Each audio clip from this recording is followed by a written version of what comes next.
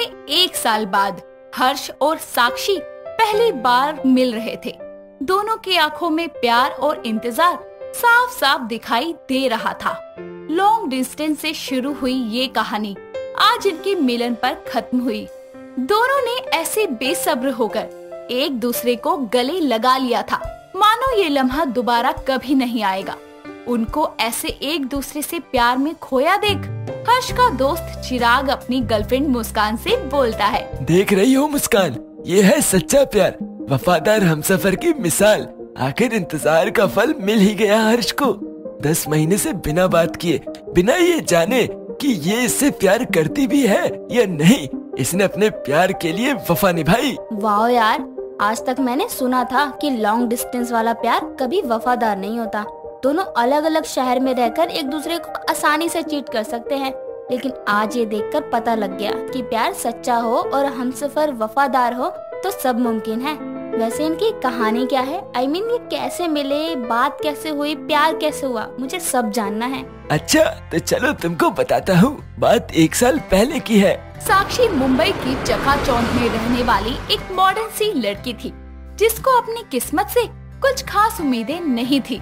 साक्षी का मानना था कि जो भी हम चाहें उसके लिए हमें मेहनत करनी ही पड़ेगी, और उसी के बिल्कुल अपोजिट सोच रखने वाला था हर्ष, जो कि हरियाणा के एक छोटे से शहर अंबाला में रहता था। उसका मानना था कि हमें वही मिलता है जो हमारी किस्मत में होता है। हमारी कोशिशें हमारी किस्मत को नहीं बदल सकती। 2 अलग अलग सोच रखने वाले ये लोग आपस में कैसे मिलेंगे, ये तो सोचने वाली बात है। लेकिन इसकी शुरुआत होती है कॉलेज के उस दिन से, जब साक्षी कॉलेज जाकर कैंटीन में बैठी थी और अपनी एक बुक पढ़ रही होती है। तभी उसकी दोस्त निशा उसके पास आकर बोलती है, OMG, यार साक्षी हद होती है। कैंटीन को तो अपनी लाइब्रेरी मत बना। और तेरा फोन कहाँ है? कब से कॉल कर रही हूँ, पिक नहीं करना तो फोन ही मत रखा करना। बस बस मेरी जान, इतना गुस्सा क्यों कर रही हो? ये रहा मेरा फोन, साइलेंट पर था। इस डब्बे का इस्तेमाल भी कर लिया कर, पता नहीं क्यों रखा है, जब तू कोई सोशल मीडिया ऐप यूज ही नहीं करती तो।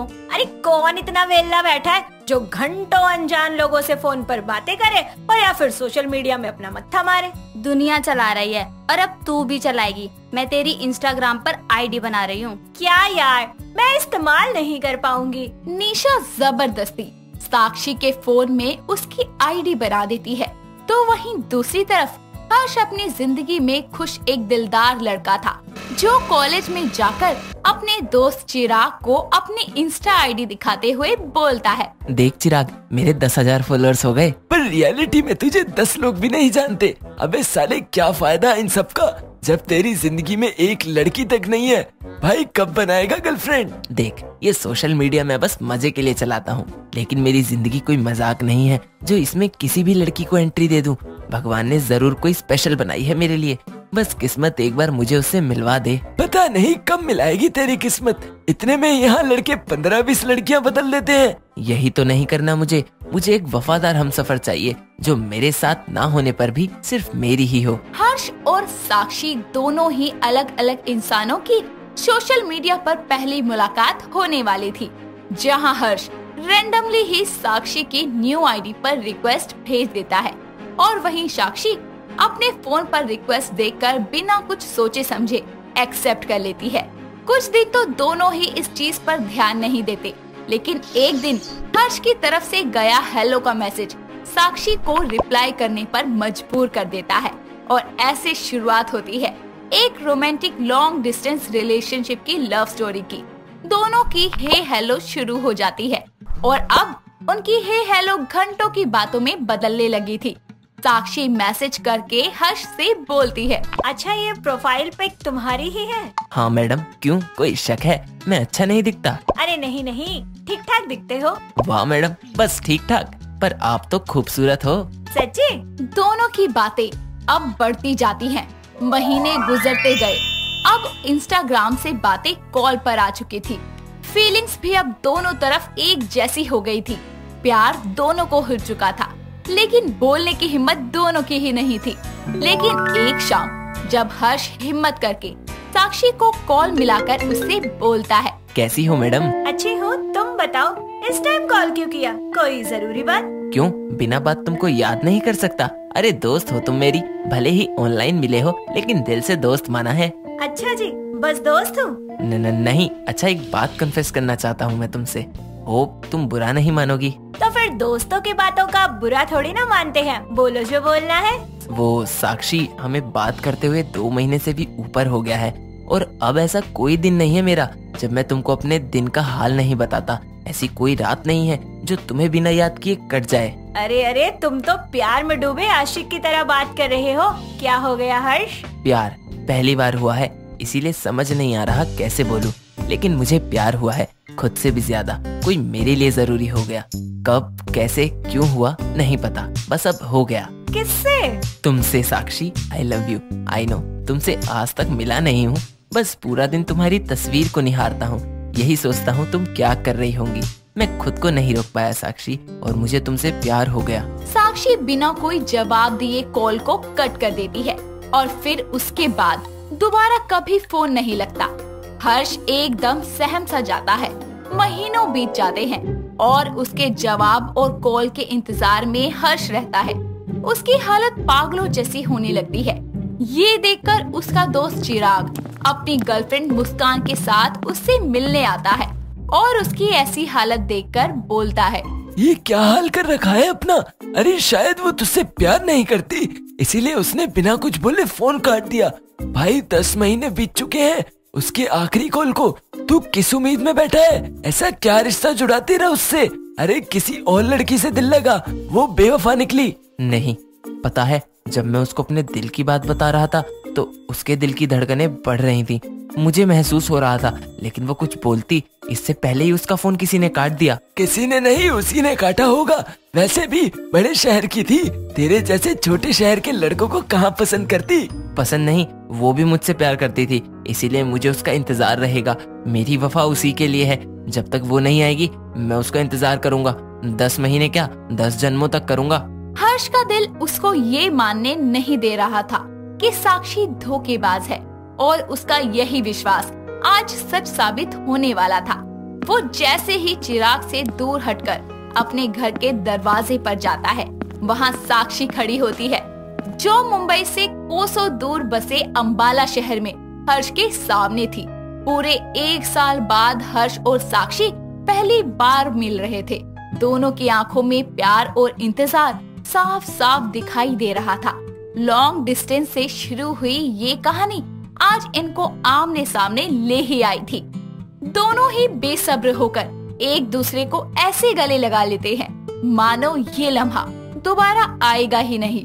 दोनों की आंखों में आंसू बह रहे थे और उनको देख रहा चिराग अपनी गर्लफ्रेंड से बोलता है, ये थी इसकी कहानी, ये आज ऐसे मिले हैं। दोनों के मन में हजारों सवाल हैं, लेकिन देखो बिना कुछ बोले, बिना कुछ पूछे, बस एक दूसरे के गले लगे खड़े हैं। वाह यार, क्या ब्यूटीफुल लव स्टोरी है। सच में भगवान इनको कभी अलग ना करे अब। अच्छा चलो हम चले, पहली बार मिले हैं, इनको कुछ साथ वक्त गुजारने दो। चिराग और मुस्कान वहाँ से चले जाते हैं। साक्षी और हर्ष एक दूसरे को देखकर बहुत खुश होते हैं। जैसे ही हर्ष कुछ बोलने जाता है, साक्षी उसके मुंह पर हाथ रखते हुए बोलती है, कुछ मत बोलो, मैं सब कुछ जानती हूँ कि तुम क्या बोलना चाहते हो। यही कहना चाहते हो ना कि कहाँ थी मैं इतने महीनों से? क्यों उस दिन बिना जवाब दिए ही मैंने तुम्हारा कॉल काट दिया और अचानक से आज तुम्हारे सामने आ गई? हाँ, सवाल तो यही है, पर बस ये जानने के लिए कि तुम्हारे साथ क्या हुआ, क्योंकि तुम पर शक तो मुझे अपने सपने में भी नहीं हुआ। जानती हूँ, और तुम्हारे प्यार और वफा ने ही मुझे इतनी हिम्मत दी कि आज मैं तुम्हारे सामने आ पाई हूँ। वरना उस दिन क्या? जब तुमने उस दिन कॉल पर मुझे प्रपोज किया था तो मैं बहुत ज्यादा खुश थी। इतनी खुश थी कि फोन लाउड स्पीकर पर रखकर मैं तुम्हारी बातें सुन रही थी। खुशी खुशी में मैं ये भूल ही गई कि घर में और भी लोग हैं। जब मैं तुम्हारी बातें सुन रही थी तो मेरे साथ साथ मेरे भाई ने भी वो सब सुन लिया, जिसके बाद उसने गुस्से में मेरे कमरे में आकर कॉल कट कर दिया और मुझे बहुत मारा, बहुत सुनाया और घर वालों के साथ मिलकर मेरी शादी के लिए रिश्ता भी तलाशने लगा और मेरा रिश्ता पक्का भी कर दिया। कल मेरी शादी है और आज मैं यहाँ हूँ। यहाँ कैसे आई? किसकी मदद से?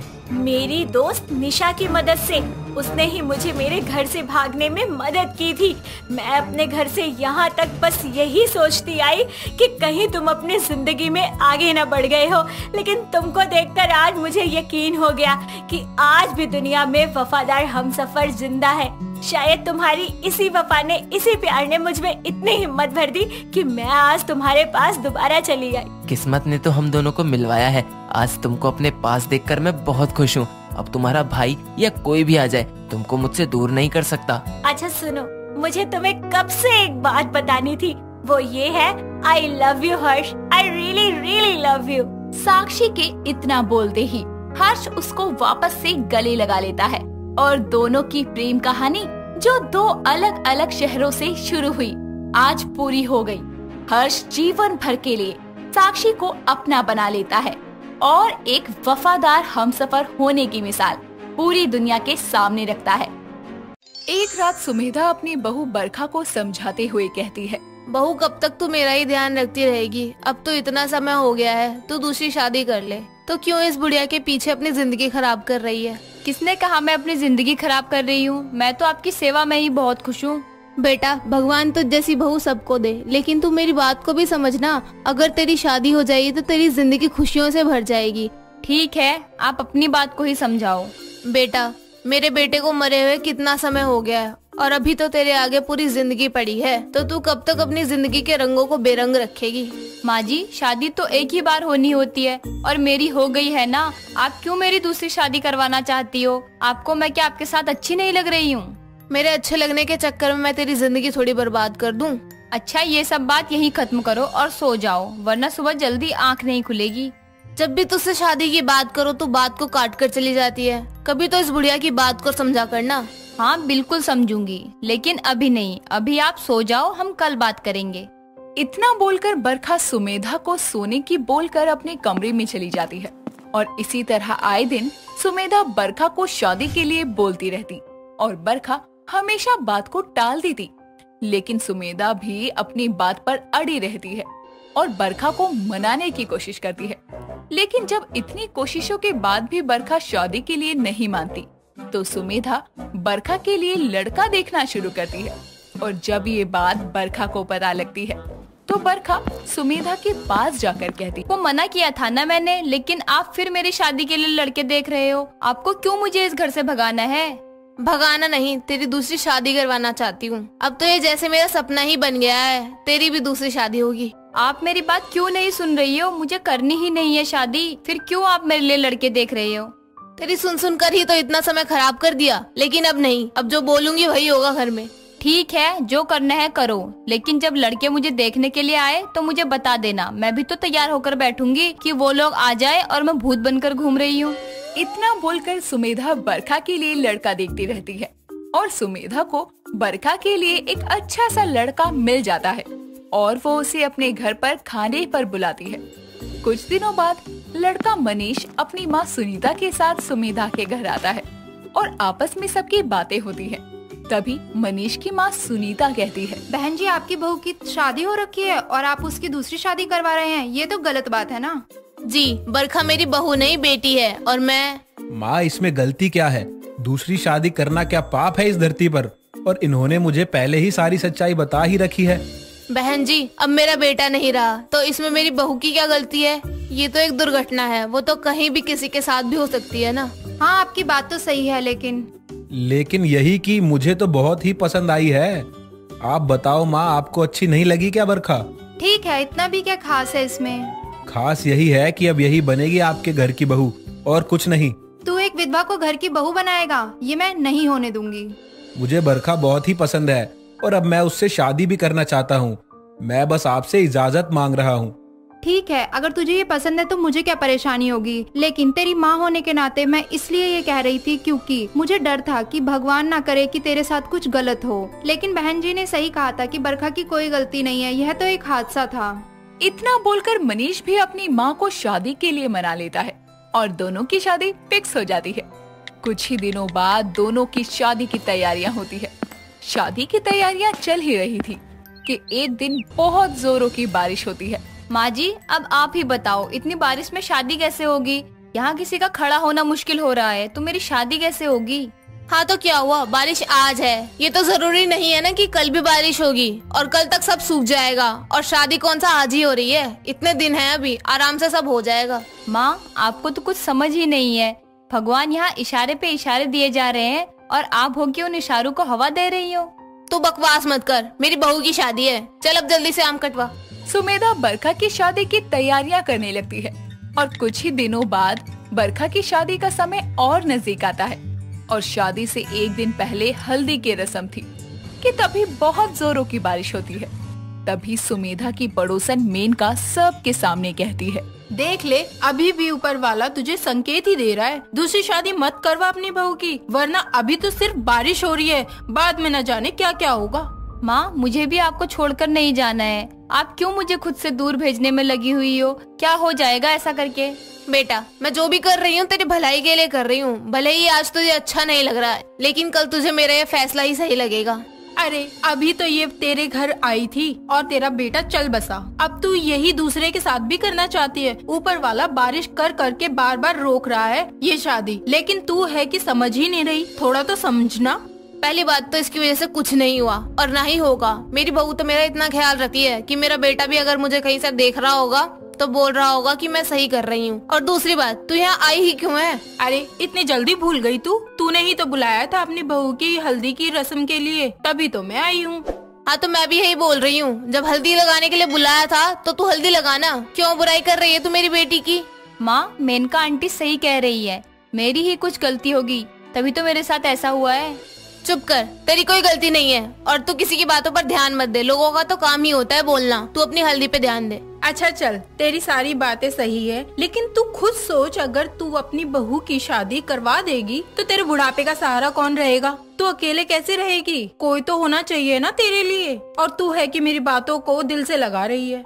हाँ तो मैं भी यही बोल रही हूँ कि मैं अपना स्वार्थ देखकर अपनी बहू की बची कुची जिंदगी भी खराब कर दूं। ठीक है भाई, मेरा तो काम था तुझे समझाना, ये तो समझने वाले पर ही निर्भर करता है कि वो बात को समझता है या ना समझ ही रहता है। इतना बोलकर मेनका वहाँ से चली जाती है और जैसे तैसे बरखा की हल्दी का कार्यक्रम होता है। अगले दिन जब बरखा की शादी के लिए बारात अपने घर से निकलती है तो फिर जोरदार बारिश होती है और सभी जगह ब्लॉक हो जाती है और बारात आ नहीं पाती। तब फिर मेनका सुमेधा के पास आकर कहती है, अभी मैं ही तुझे गलत लग रही हूँ क्या? तो खुद देख लेना, सारी तैयारियां हो गई है और बारिश है कि रुकने का नाम नहीं ले रही है। अब बारात आए तो कैसे आए? मेरी बात मान, तो अभी भी समय है, रोक दे ये शादी।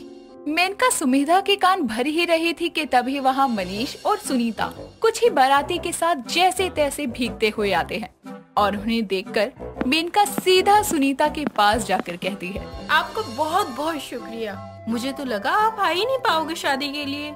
अरे वाह, अभी तो कुछ बोल रही थी और अभी बारात के आते पलट गई तुम। ये सब छोड़ो ना बहन जी, आप शादी पर ध्यान दो, हमें बहू को भी लेकर जाना है, घर पर बहुत सारी रस्में होती हैं, उन सारी रस्मों को भी करवाना है। हाँ वो तो सही ही बोल रही हो, ऐसी शादी शायद ही किसी की हुई होगी, बारिश में बहू की दूसरी शादी। भगवान ने भी मेरी बहू को आशीर्वाद दिया है। हाँ बहन जी, आप सही कह रही हैं, भगवान ने बच्चों को आशीर्वाद दिया है। अब बस भगवान से यही प्रार्थना है कि इन दोनों की जोड़ी सलामत रहे और बहू भी अच्छे से घर को संभाल ले। सुमेधा अपनी बहू की बारिश में भी बहुत अच्छी तरह से शादी करती है और शादी के बाद बरखा मनीष के साथ खुशी खुशी रहती है।